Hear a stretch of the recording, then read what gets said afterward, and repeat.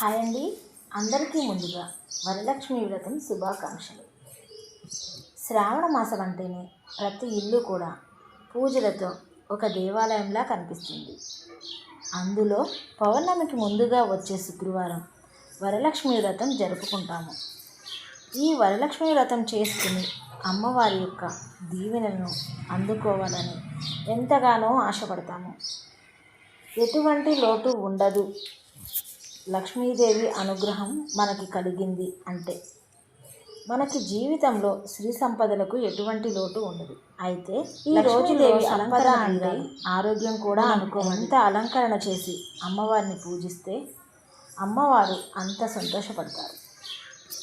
అలాగే మనం లక్ష్మీదేవిని పూజించేటప్పుడు మనం కూడా అలాగే నిండుగా అలంకరించుకుని పూజ చేయాలి.